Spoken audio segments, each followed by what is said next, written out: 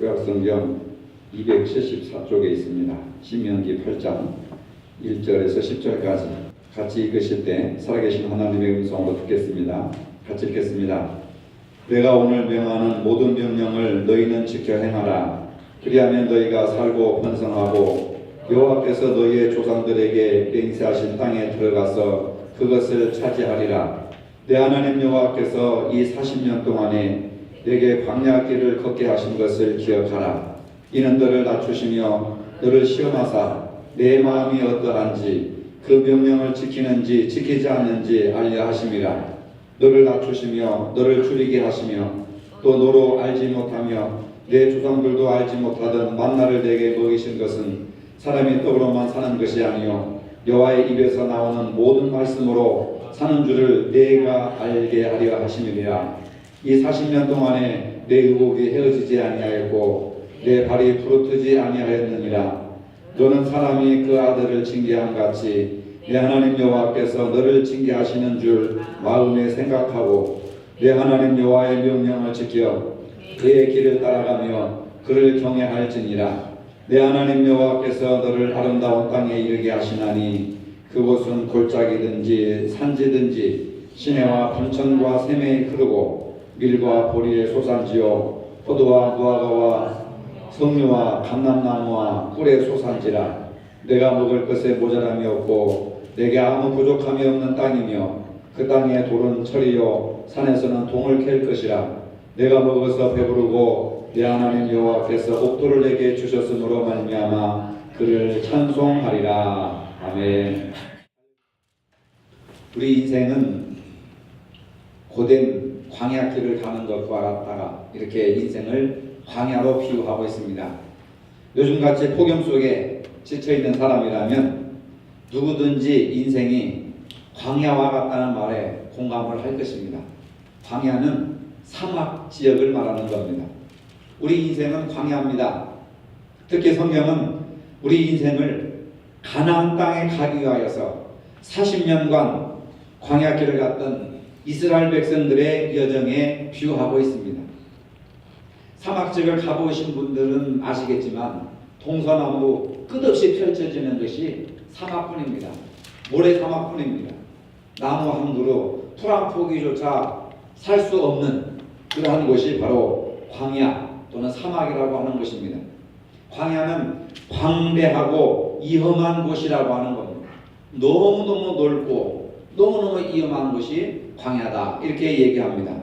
광대하다는 것, 사방이 다 뚫려 있는 곳, 사방이 훤히 보이는 곳, 어디서 언제 어디서 위험이 닥쳐올지 모르는 그러한 도움의 손길을 바라볼 수 없는 곳, 그래서 하나님만을 의지하지 않을 수 없는 곳, 바로 그곳이 광야라고 하는 겁니다.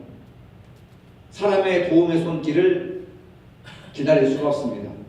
우리는 어려움이 있으면 119를 부른다든지 이웃 사람들에게 도움을 요청하지만 광야에서는 119가 통하지 않습니다. 911도 통하지 않습니다. 누가 나를 도와주지 않습니다. 거기서 살아남으면 살고 거기서 쓰러지면 죽는 겁니다. 광야는 척박한 땅입니다. 사람들의 살기에 적합한 곳이 아닙니다. 먹을 것 쉽게 얻을 수 있는 곳이 아닙니다. 마실 물조차 구할 수가 없습니다. 땅만 척박한 것이 아닙니다. 온갖 위험한 들짐승들, 맹수들, 독을 가진 것들이 우글대는 곳입니다. 독사들이 우글거리고 전갈들이 우글거리고 불뱀들이 우글거리고 무서운 개미떼가 우글거리고 독종과 해충들이 우글거리는 생명의 위협을 받는 곳이 광야입니다. 하나님은 광야에서 이스라엘 백성들이 하나님만 의지하게 하셨습니다. 모든 희망이 포기된 곳에서 바로 물이 나오도록 하셨고 만나를 경험하게 하셨고 전쟁 가운데서 승리하게 하신 분은 하나님이셨습니다. 하나님께서 이스라엘 백성들에게 광야를 허락하신 이유가 있습니다. 신명기에는 광야 40년 생활을 마치고 가나안 땅으로 들어가기 전에 모세가 행한 3번의 마지막 설교라고 할 수가 있습니다. 본문에서 모세는 광야 40년의 생활을 이렇게 이야기합니다. 보면 2절에 보면 내 하나님 여호와께서 이 40년 동안의 너로 광야의 길을 걷게 하신 것을 기억하라. 왜 하나님께서 이스라엘 백성들을 40년 동안 모래사막에다가 가두어 두었는지, 그 길을 걷게 하였는지를 기억하라고 하는 겁니다. 여러분, 신앙이라고 하는 것은 기억하는 것에서부터 시작되는 겁니다. 신앙은 기억을 통해서 새롭게 발전할 수 있습니다. 과거에 하나님께서 우리에게 베풀어 주신 사랑, 과거에 하나님께서 나에게 베풀어 주신 그 은혜를 기억할 수 있을 때, 기억할 때에 오늘 내가 감사하고, 오늘 내가 행복하고, 오늘 내가 회개하고, 오늘 내가 잘못을 깨달을 수가 있다는 겁니다. 그런데 기억하지 못하면 현재도 모르고 미래의 앞길도 모릅니다. 과거에 베풀어 주신 그 은혜를 기억할 때에 현재에 감사하고 미래를 하나님께 맡길 수가 있는 겁니다. 여러분, 베풀어 주신 그 은혜를 기억하시기를 바랍니다. 1절에 보니까 내가 오늘날 명하는 모든 명령을 너는 지켜 행하라. 하나님은 우리가 하나님의 말씀에 순종하기를 원하십니다. 순종하라고 하신 이유는 이스라엘 백성들을 노예로 삼으시기 위한 것이 아닙니다. 더 큰 복을 내려주시기 위함입니다. 신앙생활에서 말씀에 순종하는 것이 가장 큰 축복이기 때문에 그렇습니다. 말씀에 순종하면 다음과 같은 복을 주신다고 하셨습니다. 그리하면 너희가 살고 번성하고 여호와께서 너희 열조에게 맹세하신 땅에 들어가서 그것을 얻으리라. 하나님은 순종하는 자에게 생명과 번성의 축복을 약속하셨습니다. 말씀대로 될 것을 믿고 순종할 때 기적이 나타납니다. 물이 변해서 포도주가 된 기적도 주님께서 물을 갖다가 부어라 했을 때 의심하지 않고 물을 갖다 부으니까 포도주가 되게 하셨습니다. 순종하는 곳에 역사와 기적과 능력이 나타나게 되는 겁니다. 결국 하나님의 말씀을 얼마나 우리가 하나님의 말씀으로 인정하고 순종하느냐에 따라서 내 인생의 성패가 달라진다고 하는 겁니다. 근데 우리는 운이 좋아야 하고, 조상을 잘 만나야 하고, 남편을 잘 만나야 하고, 그리고 때를 잘 만나야 하고, 시대를 잘 만나야 한다. 이 모든 인생의 성패를 운으로 돌리는 사람들이 많이 있습니다. 그것은 신앙이 없는 무신론자들이 생각하는 것이고, 여러분, 신앙이라고 하는 것은 운과 때에 맞추어서 되는 것이 아니라 하나님의 마음에 합당하면 하나님이 거기에 맞는 복을 주시고, 하나님의 마음에 합당하지 못하면 연단을 주시고 시련을 주신다고 하는 겁니다. 바울은 로마서 5장 19절에서 이렇게 말씀했습니다. 한 사람이 순종하지 아니함으로 많은 사람이 죄인 된 것 같이 한 사람이 순종함으로 많은 사람이 의인이 되리라. 한 사람입니다. 한 사람. 요나 한 사람이 불순종해서 다시스로 도망갈 때에 그 배에 탄 모든 사람들이 풍랑을 겪게 되었고 죽게 되었습니다. 그 사람들이 무슨 잘못이 있습니까? 그런데 요나 한 사람이 불순종함으로 그 배에 탄 모든 사람들이 죽게 되었습니다. 한 사람으로 가정과 공동체에 고통이 오고 한 사람으로 인해서 그 가정과 공동체에 기쁨과 유익이 온다는 겁니다. 예수님의 순종으로 많은 사람이 의롭게 되었습니다. 순종을 통해서 신앙이 회복된다는 것, 순종을 통해서 하나님과 영적인 관계가 회복된다고 하는 것, 사람들과의 관계가 회복되고 물질과의 관계가 회복되고 축복의 문이 열린다는 것을 믿으시기를 바랍니다. 하나님은 순종을 통해서 누리게 될 풍성한 축복을 신명기 28장 1절로 14절에서 구체적으로 나열하셨습니다. 내가 내 하나님 여호와의 말씀을 청종하면 듣고 행하면 이 모든 복이 내게 임하며 내게 이르리라. 성읍에서도 복을 받고 들에서도 복을 받을 것이며 내 몸의 자녀와 내 토지의 소산과 내 짐승의 새끼와 소와 양의 새끼가 복을 받을 것이며 내 광주리와 떡반죽 그릇이 복을 받을 것이며 내가 들어와도 복을 받고 나가도 복을 받을 것이니라. 근데 우리는 자꾸 복을 달라고 합니다. 축복해 주옵소서, 축복해 주옵소서. 그런데 구약에서는 축복을 받을 수 있는 조건들이 있어야 됩니다. 그 조건들이 뭐냐? 하나님의 말씀을 청종하면, 하나님의 말씀을 듣고 끝나버리면 그냥 유산돼 버리는 겁니다. 그러나 하나님의 말씀에 듣고 순종하면 열매를 맺는 거예요. 열매. 그게 바로 신명기 28장 전편에 나오는 땅이 복을 받고 짐승까지도 복을 받고 토지가 복을 받고 주변 사람들이 성읍 사람들이 복을 받고 내가 들어가도 복을 받고 나가도 복을 받을 것이니라. 이 얘기는 무엇을 하든지 형통한 축복을 허락해 주시겠다고 하는 겁니다. 본문 2, 3절에 보면 두 번에 걸쳐서 너를 낮추시며 라고 하는 표현이 나옵니다. 하나님은 그의 백성들을 고난을 통해서 낮추십니다. 이스라엘 백성들이 왜 광야 40년을 통과하게 하셨느냐? 그들을 낮추시게. 낮춘다는 게 뭐예요? 겸손하게 하기 위해서 40년 동안의 광야의 고난을 허락하셨다고 하는 겁니다. 겸손은 축복의 근원이고 교만은 넘어짐의 악자변이라. 주님은 스스로를 가리켜 이렇게 말씀하셨습니다. 나는 마음이 온유하고 겸손하다. 예수님의 성품이 나는 마음이 온유하고 겸손한 사람이니 너희가 나에게 와서 배워라. 우리가 예수 믿는 목적이 뭡니까? 물론 예수 믿고 구원받는 것이 목적이지만 오늘 내가 예수 믿었다고 해서 죽어서 오늘 내가 죽는 게 아니잖아요. 죽을 때까지 예수를 믿어야 되는데 내가 오늘 예수를 믿고 예수님에게서 배워야 할 것이 뭐냐? 마음이 온유하고 겸손해지는 것을 배워라는 겁니다. 우리가 왜 성경을 읽습니까? 왜 설교를 듣습니까? 여러분, 돈이 생깁니까? 뭐가 생깁니까? 그래서 안 믿는 사람들이 교회 다니면 뭐 밥이 나오냐 떡이 나오냐. 이제 밥도 나오고 떡도 나오더라고요. 점심 주잖아요, 여러분. 그게 중요한 것이 아니라 우리가 교회 나와서 예배드리고 예수님을 믿고 하는 것이 바로 마음이 온유하고 겸손한 예수님의 성품을 본받기 위해서. 마음이 온유하지 못하고 겸손하지 못하면 하나님의 축복을 받을 수 없으니까, 형통해지지 못하니까, 광야와 같은 인생의 험한 길로만 들어가니까 우리가 마음이 온유하고 겸손하여서 적과 꿀이 흐르는 가나안 땅으로 들어갈 수 있으니까 예수님을 본받아야 되는 겁니다. 결국 온유함과 겸손함은 우리가 본받아야 할 주님의 성품입니다. 그 성품이 없으면 하나님은 그 성품을 주실 때까지 징계와 고난을 허락하시는 겁니다. 그런데 우리는 다른 사람에게 부모를 잘못 만나서, 남편을 잘못 만나서, 친구를 잘못 만나서, 누구를 잘못 만나서 내가 이런 고통을 당하고 있다, 이런 생각을 하는 거예요.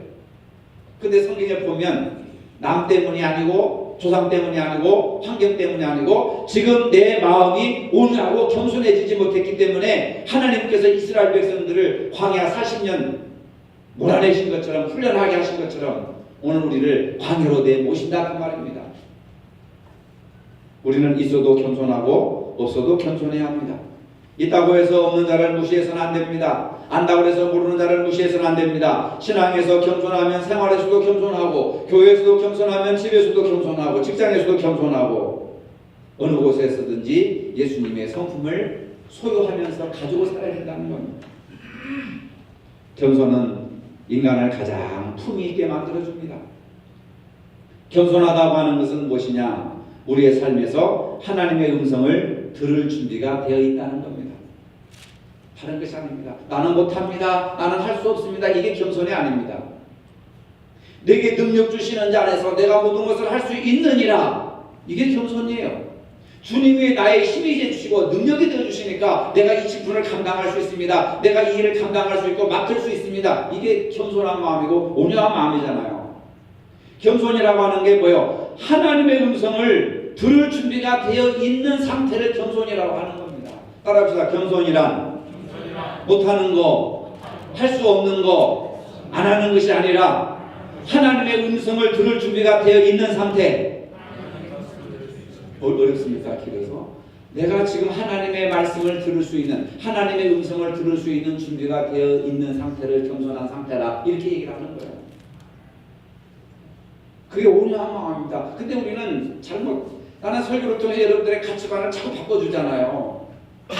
제 설교를 잘 분석하시고 잘 읽어보시고 잘 들어보십시오. 여러분들의 기존에 알고 있는 생각과 다른 생각들을 얘기하는 겁니다. 그건 내 철학과 내 사상이 아니라 성경을 제대로 보고 제대로 해석해 주는 거예요.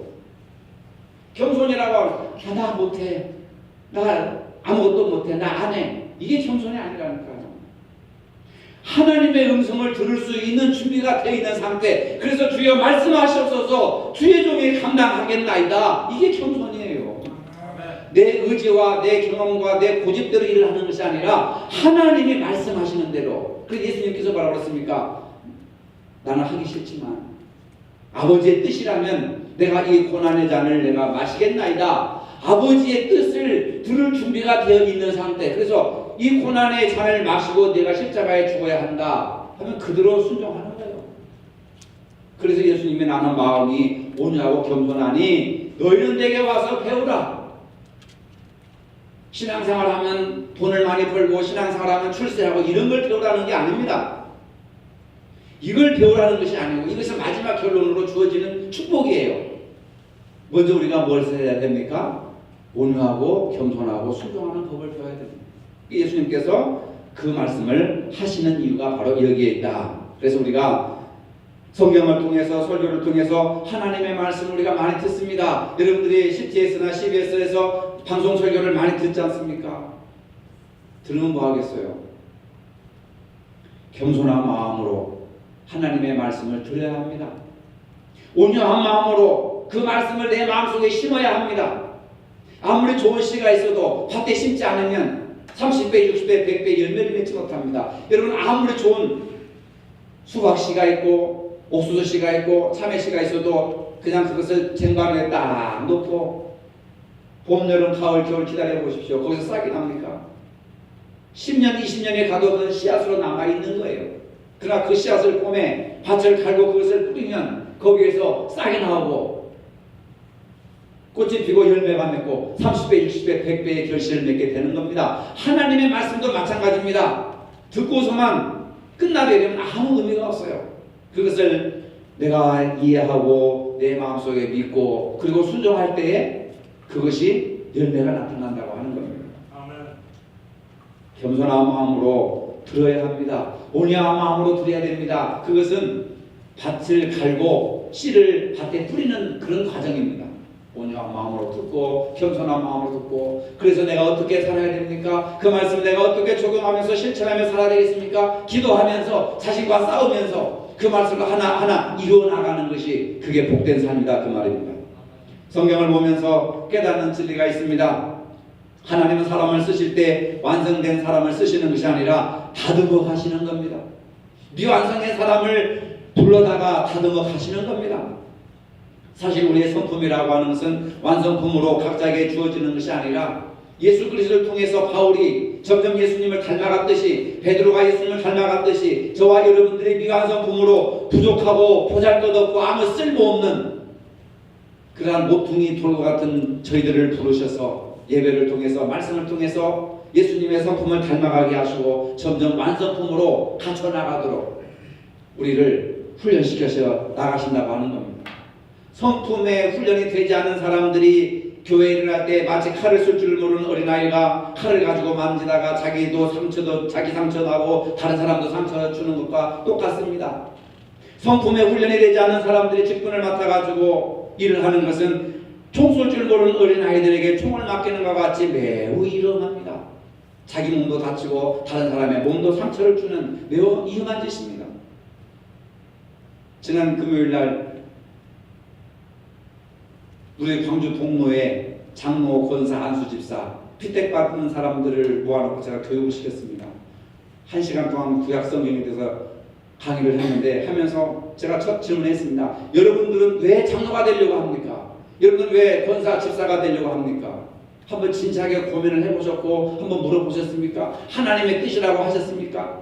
아니면 성도들이 하라고 해서 목사님이 하라고 해서 교회들이 투표해 주어서 내가 이 정도 되니까 인정받으니까 이제는 장로가 돼야 되지 않겠느냐, 권사가 돼야 되지 않겠느냐, 집사가 되지 않겠느냐, 이런 마음을 가지고 여러분 이 자리에 왔으면 다시 한번 고민을 하시기 바랍니다. 안수받으면 끝나니까 다시 한번 고민하시기 바랍니다. 왜 내가 장로가 돼야 되는가? 왜 내가 안수집사가 돼야 되고 왜 내가 권사가 되어야 하는가? 한번 진지하게 한번 심각하게 한번 질문을 해보라고.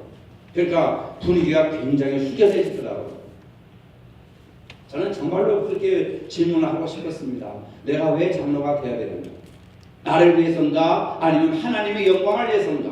나를 위해서인가? 가문의 영광을 위해서인가? 아니면 교회의 유익을 위해서인가? 오늘 왜 우리가 이 자리에 있게 되는가?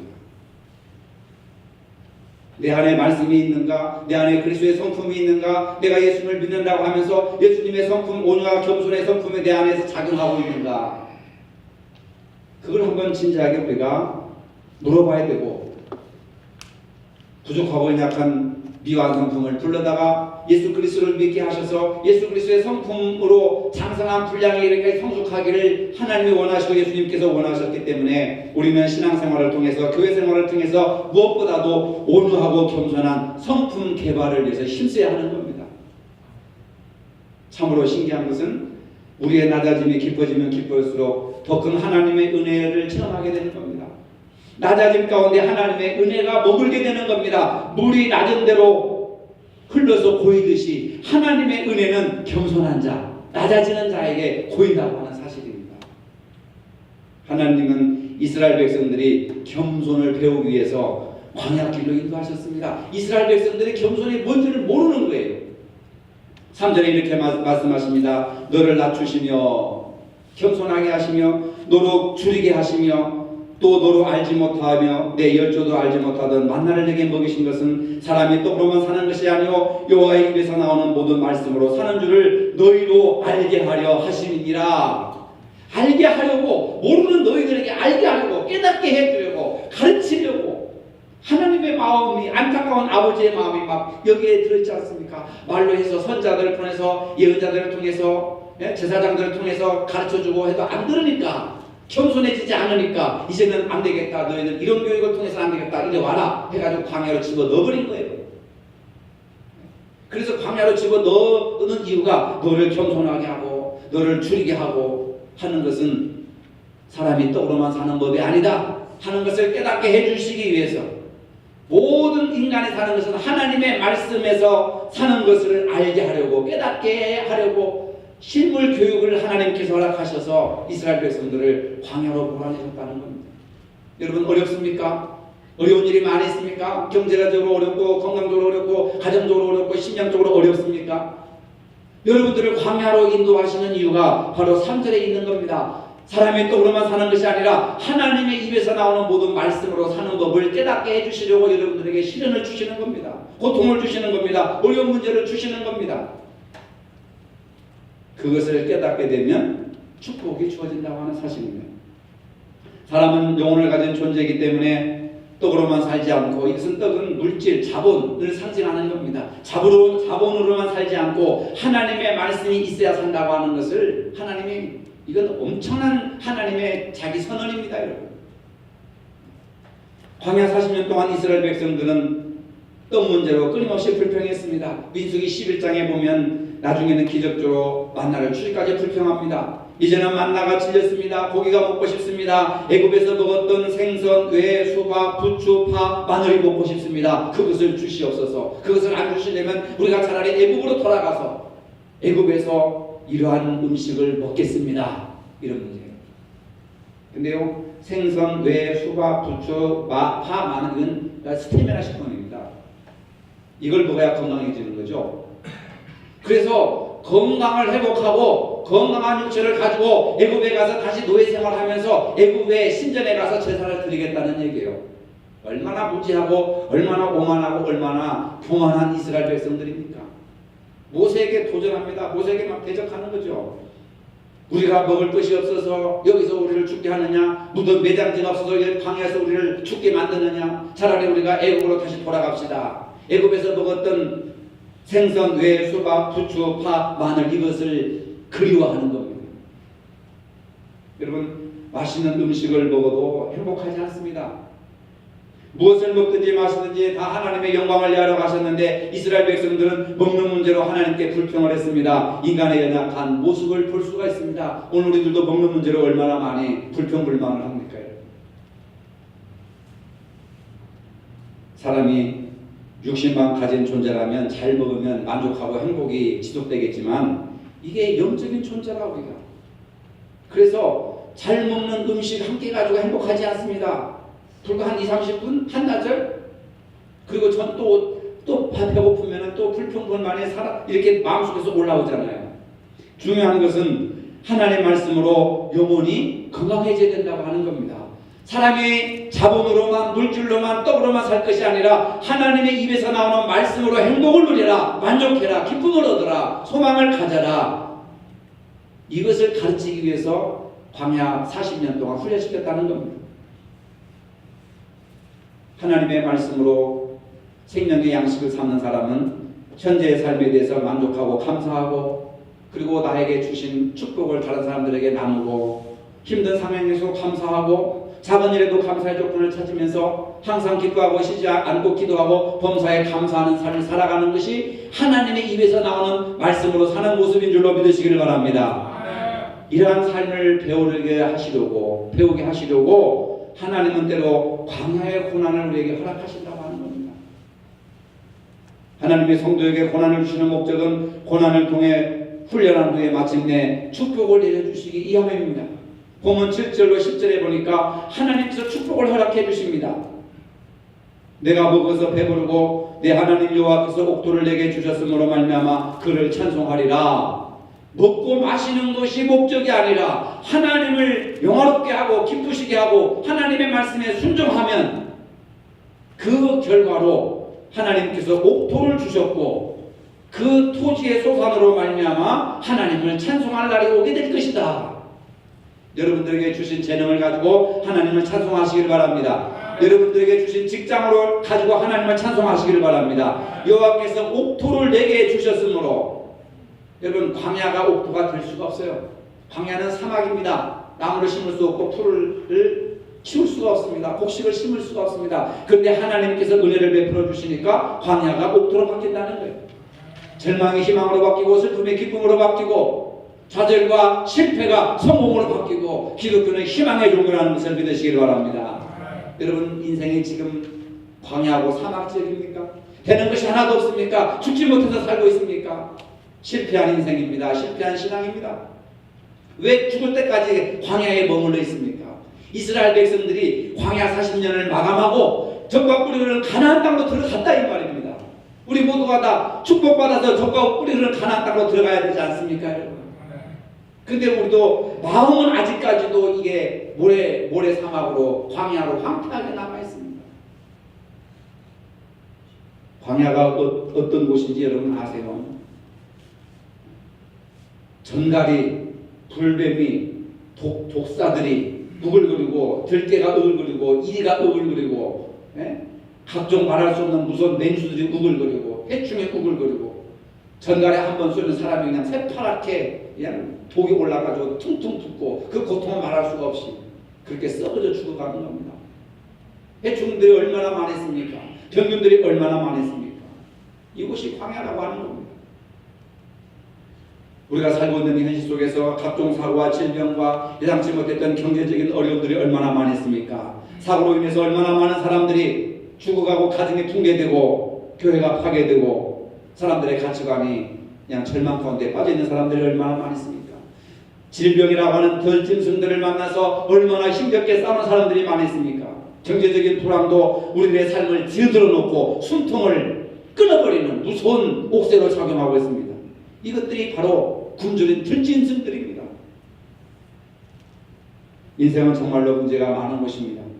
광야에서 살아야 한다는 것은 벌써 문제를 안고 우리가 살아가야 된다는 사실입니다. 이스라엘 백성들이 아무것도 없는 광야 40년 동안 굶지 않고 발이 부어트지 않았던 것은 기적 중의 기적입니다. 그러한 기적이 가능했던 것은 전적으로 하나님의 돌보심과 하나님의 은혜라고 하는 것을 믿으시길 바랍니다. 구름 기둥과 불 기둥으로 인도하시고 눈동자처럼 지켜주시고 보살펴주시고, 그래서 하나님께서 그들에게 만나를 주셨는데, 만나라고 하는 뜻이 뭐냐? 이것이 무엇이냐? 이것이 무엇이냐? 놀라운 그러한 은혜를 경험하면서 이것이 대체 무엇인가? 이 얼마나 놀랍고 감사한가? 그런 뜻입니다.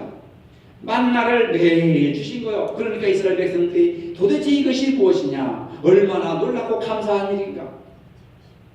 여러분, 우리는 크고 작은 일이든지 바로 이 감동을 할 줄 알아야 되는 거예요. 감사를 할 줄 알아야 됩니다. 감격을 할 줄 알아야 돼요. 아, 이것이 도대체 무슨 일이냐? 이 얼마나 놀랍고 감사한 일인가?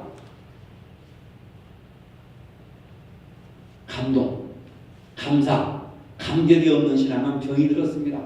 아픈 사람들 보면 감동과 감사가 감격이 없어요. 아이고 아파 죽겠어. 밥맛 없어. 입맛 없어. 나 잠 못 자. 머리 아파.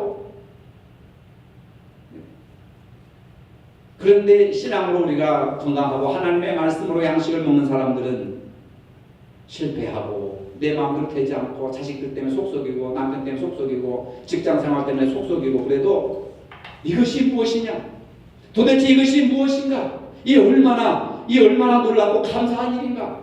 이게 바로 만나를 먹는 자세라고 하는 거예요. 하나님의 말씀을 먹는 우리의 자세는 대체 이것이 무슨 일인가? 이 얼마나 놀랍고 감사한 일인가? 이게 바로 날마다 하나님과 동행하면서 기적을 체험하는 삶의 모습인 줄로 믿으시길 바랍니다. 그러니까 여러분 날마다 감사하며 감격하며 하나님의 은혜에 놀라운 마음을 가지고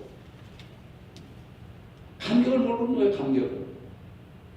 얼마나 감사한가, 얼마나 위대한가, 얼마나 놀라운 일인가. 복권에 당첨돼야 그런 말을 합니까? 이스라엘 백성들이 광야에서 이런 고백을 하기 시작한 거예요.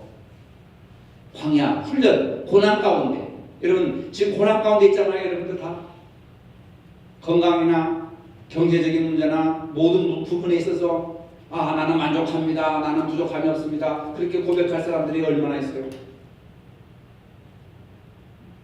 이 더위 속에서도 뒤척거리면서 땅과 전쟁과 더운 바람과 싸우면서도 우리가 이스라엘 백성들을 생각하면서 이 얼마나 놀라운 일인가, 이 얼마나 감사한 일인가. 겨울을 생각하면 얼마나 놀라운 일이고 또 겨울을 생각하면 얼마나 감사한 일인가. 병원에 중환자실에서 산소 호흡기로 연명해가는 그런 사람들에 비하면 내가 얼마나 놀랍고 너가 얼마나 감사한 환경에 처해 있는가.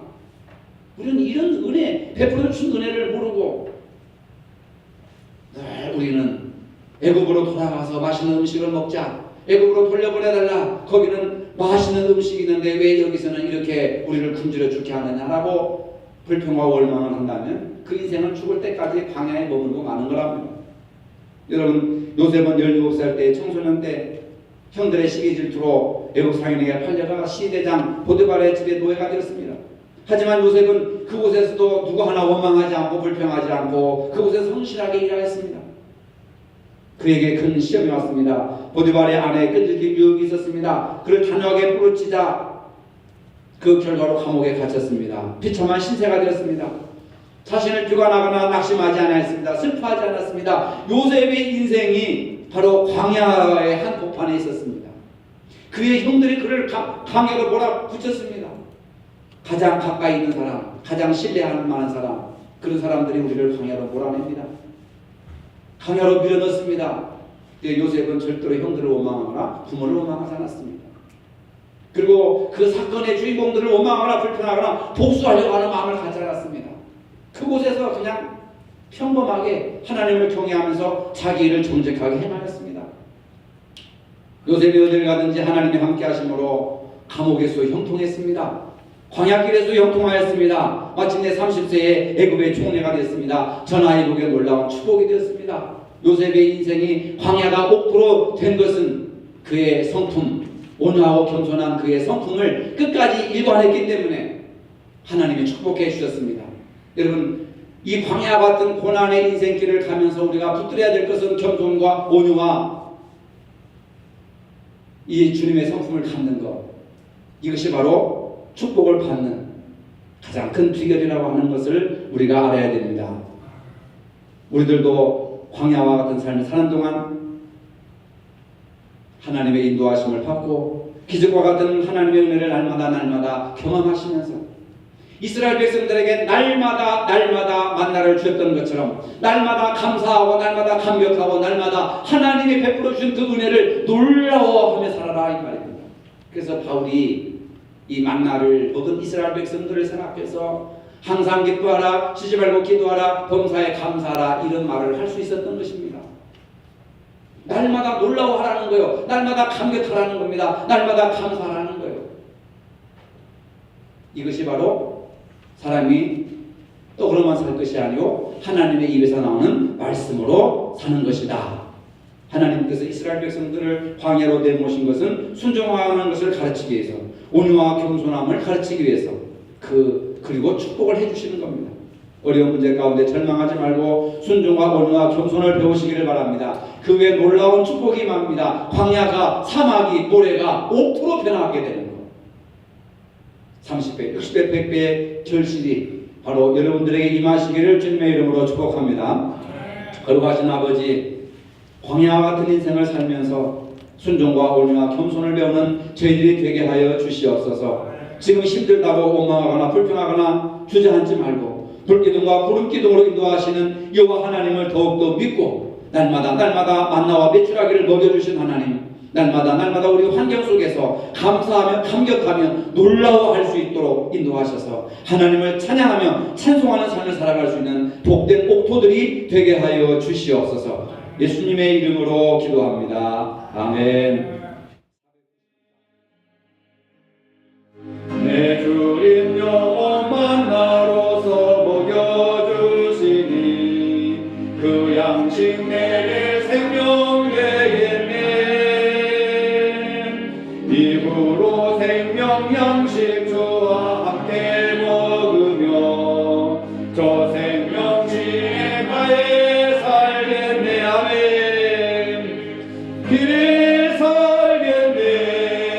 나 길에 살겠네. 저 생명 지혜가에 살겠네. 길에 살겠네. 나 길에 살겠네. 저 생명 지혜가에 살겠네. 아멘. 이제는 우리 주 예수 그리스도의 은혜와 하나님 아버지의 무한하신 사랑과 성령의 교통하심이 광야 같은 인생을 살면서 오직 순종하며 겸손한 마음으로 살기를 원하는 모든 성도들 머리 위에 이제로부터 영원토록 함께 하시기를 축원하옵나이다. 아멘.